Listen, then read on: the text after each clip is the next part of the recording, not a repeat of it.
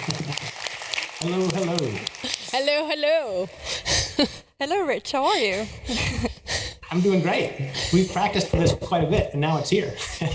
It's amazing, and I'm so happy to join you on stage again. I'm super excited.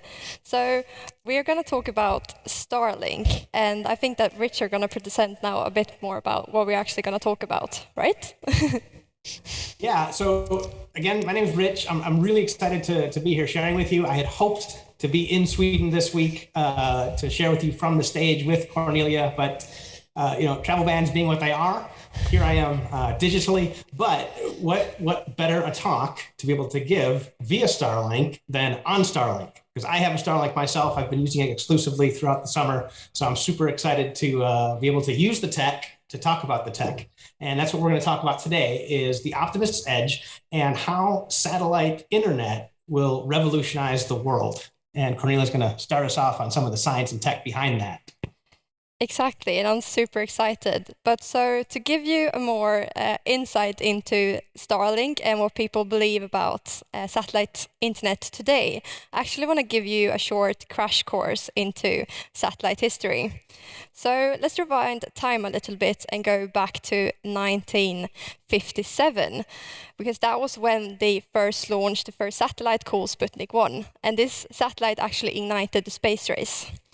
And only 5 years after that, the first television broadcast was made from the US to the UK. And 5 years later, in 1967, actually the first worldwide broadcast could be given by BBC's Our World. So we're going in quite fast steps here. 5 years is not that long. But unfortunately, it actually took about 25 years till 1996 to be able to offer consumer satellite services, and this was Hughes Network. And to keep in mind is that this is just like 3 years after, or actually 6 years after they released the code for the World Wide Web. So they're quite fast on the technology, and they want to give you satellite internet, and this was gonna be revolutionary.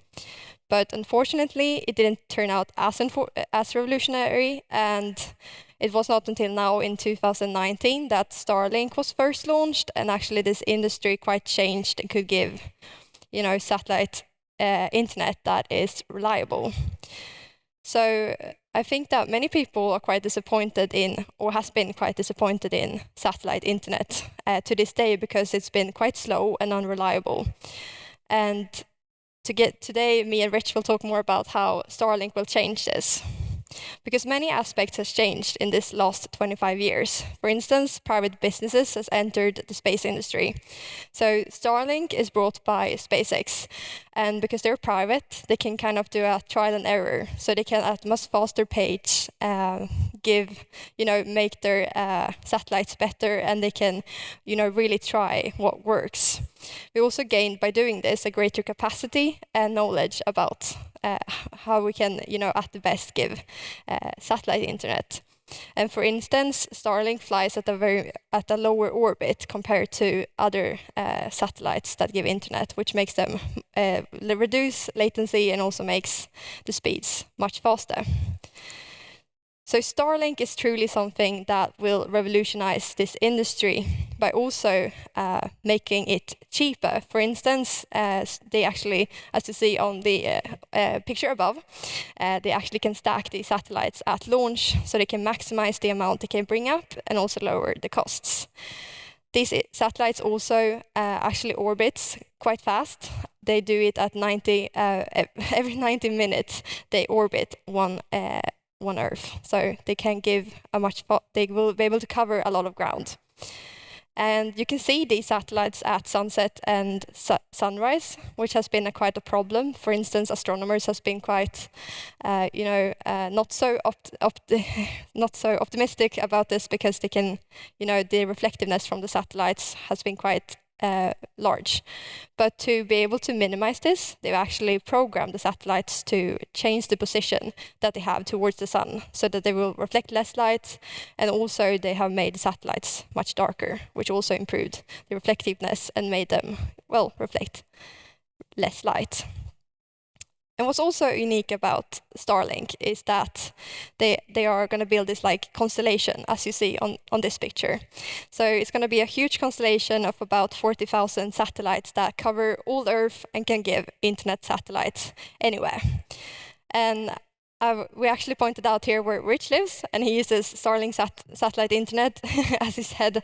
And you can see this like little red line that shows the satellites that he uses to get internet services. And for Starlink, it's truly what's inside that counts. So in a couple of minutes, Rich will show you his Starlink antenna. But if you look inside this one, it actually consists of many small antennas, like a honeycomb structure. And all of these antennas can simultaneously work together to get the best connection, and also then offer a more reliable connection, which is very important, of course, to be able to use internet, because you don't want it to all of a sudden not work. So this is from this picture is from Hackaday, and you can see, well, yeah, how it looks inside, which is quite cool. But as well as your Starlink dish can communicate with the Starlink satellites, I also know, Rich, that you can communicate with your own Starlink antenna. Can you tell us more about this? Yes, absolutely. So the thing to remember when you get your Starlink dish, the second most important thing, other than the dish itself, is the app. I use the app almost every day, and it's a really unique way to interface with your new internet service. It's a very sleek app. They've done a lot of improvements just since May when I first got it. There's no more scrolling. They removed all of the scroll navigations. Everything you need is directly there on the main screen. Things like your visibility, there's a tool for that, which you'll get to see in a few moments here in the presentation. That you use the most when you first get your dish, because it helps you to place the dish on your roof or in your yard or wherever you're going to put it in the most efficient place possible so that you can get the strongest field of view to the satellite out in outer space. So very, very critical at setup. Once you're set up, you won't really use that feature too often unless you need to move the dish for some reason. The statistics screen, that's the one I look at kind of every day. I'm kind of geeky. I like to look at things about how my signal is, how my consistency is, things like that. And it's a really useful screen. I don't know how well you can see this screenshot right here now, but that top one that says uptime, it's a 12-hour span of time. And even though we're still in beta, I'm only down an average of 5 to 15 seconds in a day. So very, very small percentage of downtime. But the app has been set up. It's been improved greatly. And it's really a key way to control and interact with your own Starlink dish.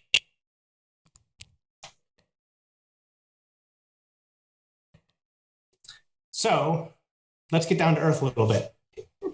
The big question is, will Starlink and satellite internet services like it truly revolutionize the world? And I really believe that's a resounding yes. For me personally, Starlink has been an absolute game changer. Even the fact that I can broadcast this stream right now from over 6,000 miles away confidently, that's not something I would have been able or willing to do before Starlink. And the thing to remember is it's not because I had no internet. I just had very slow internet. And you have to remember that there are billions of people around the world today that still have no internet service. And that's where Starlink really is going to come into play. And we recently learned some exciting news about some new features, some new tech that Starlink has very recently launched that's going to really drive that forward and enable that total global coverage that Cornelia will go over a little bit here now before I continue. Yes, so something that's really exciting about Starlink is that they're going to implement space lasers, and it's definitely as cool as it sounds. So as you see on the little illustration, basically the satellites will be able to communicate with each other, and this will also lower the latency but as the satellites can communicate with each other instead of always sending down the signal to a ground station. This will, of course, also lower the amount of infrastructure needed to be able to make the Starlink satellites work. And by doing this a communication between the satellites possible, they also will help achieve global coverage, which, of course, is the goal with Starlink. And they will not go to space and implement this on the already existing satellites. They will do this in something called Starlink Generation 2. And this will be a constellation of about 30,000 satellites, and they will fly at altitudes from 340 kilometers to about 614, so still very low altitudes. And they actually sent up the first 50 this Monday, so it's very cool. So they are right now helping achieve global coverage and also improve the service at polar regions, such as Alaska or Kiruna, when it's available in Sweden. So yeah, this is really cool. All right, great. So with all these developments, as you can see on the screen, the true Optimist's Edge of Starlink and satellite internet of the future is total global connection. And I made a comment a few minutes ago about billions of people still not having internet access. And it's kind of hard to wrap your mind around that, but it's true today. According to weforum.org, even today in 2021, nearly half of the world's population still has no internet access. And it was only within the last few years that we even crossed that 50% threshold, that more people alive today can access the internet than cannot. And even worse is the statistics of the children. 2/3, 2 out of every 3 children globally today do not have home internet access. And that became a particularly big problem last year with the coronavirus pandemic, when so many kids had to take their school remotely. And a lot of them just simply did not have the ability to do that. And it was very noticed problem during that time. But these are the statistics and the people behind these statistics that Starlink really aims to serve and create that true global connection. So down to the personal level, how do you get the Optimist's Edge? Well, in my experience as a beta user and an early adopter today, how you get the Optimist's Edge is get ready to climb up on your roof, because you are going to become a Starlink expert. If you get your kit, hopefully they'll modify some things in the future and get a little more service behind it. But today it's very hands-on. When I first got my kit, it was about 3 months sooner than I expected to get it. I got this big box on my front porch from the delivery man, and he waved goodbye, and that was the end of it. No technicians, no installers. It was all on me. But it was a very interesting challenge, and I thoroughly enjoyed it. When I first opened my box, you might be able to see in the picture there, I have a dish, and I have a little tripod, and I have all this cable, and it came with boxes, and it came with manuals in many different languages. And I started has SpaceX partnered with IKEA?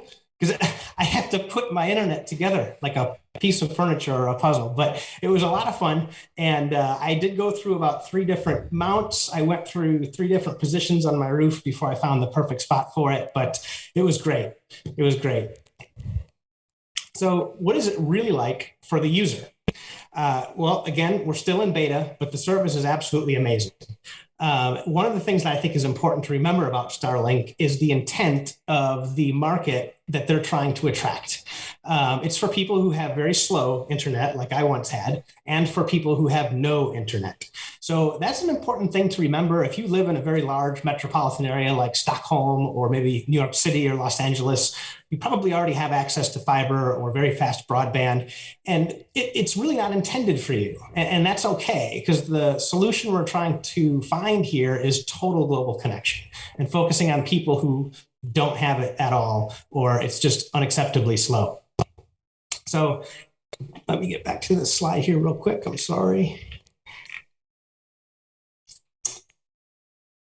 So the speeds are very fast, and I'll show you that in a moment here. And as you become a user in Starlink, you're going to become an expert in it. As I said earlier about the putting it together and figuring it out and the trialing and erroring and things like that. But this slide here shows my personal experience before Starlink.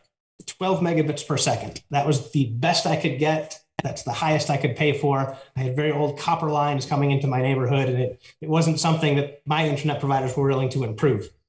After Starlink, in the second screenshot here, it more than 5 times better, between 5 and 10 times better. My screenshot on the left there, 120 megabits per second, that was from my phone. at the time I took this screenshot, and the router itself was putting out 190 megabits per second.